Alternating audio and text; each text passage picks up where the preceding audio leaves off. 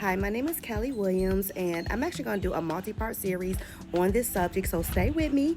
This is going to be in regards to the boycott, addressing the issues within boycotting Asian beauty supply stores and supporting more of our Black nail techs. Let me tell you a little bit about myself. I am a licensed professional for 30 years. I have owned a salon for 18 years, and I actually am a former beauty supply store owner. So I'm speaking from a place of experience, and I'm speaking from my perspective and my experience with beauty supply ownership and salon ownership, and even addressing Black nail techs. This is my story, so remember that. I'm gonna try to keep it short because y'all don't be having no attention span. So first, let me get started with how this was even planted in my heart. In 2008, I did open my own salon. 2008. So before then, a couple years before then, I went to a educational hairstylist class with Design Essential.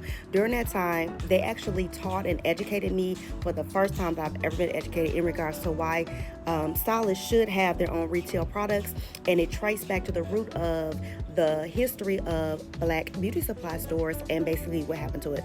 I had no idea that that this was the history of Black owned beauty supply stores. I am from Detroit, Michigan, born and raised, and so I do remember when in the 70s and 80s we did have only Black owned beauty supply stores. So it was like no big deal. I remember that's where we went, and we got all of that. As a hairstylist, it's crazy because I had a different mindset at that time in my early career where I did not retail at all any products to my clients. And I had a different mindset, and I was like, well, they come to me every week, so blah, blah, blah. But that day changed my life.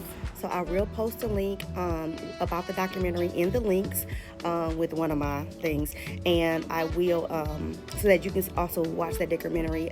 It is life changing because it's going to give you the history of Black owned beauty supply stores and why we don't have any. That is important to know. Okay, so let's get back to business. First of all, I opened up my salon in 2008. At that time, the plan was also to eventually open up my own beauty supply store. I did not know how that looked. So by me saying that I didn't know how to open up a store, I just knew that I was going to open up a beauty salon, and then I was going to open up a store eventually.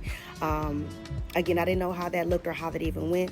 I just happened to find a consulting firm that's strictly what they did. So I kept that in mind, put that in my back pocket because I was focused on opening up the salon first.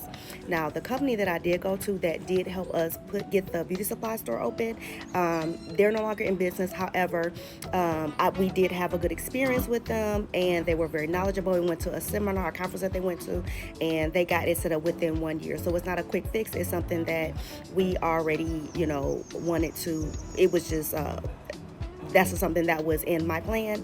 After I opened up the beauty salon, I wanted to eventually open up that.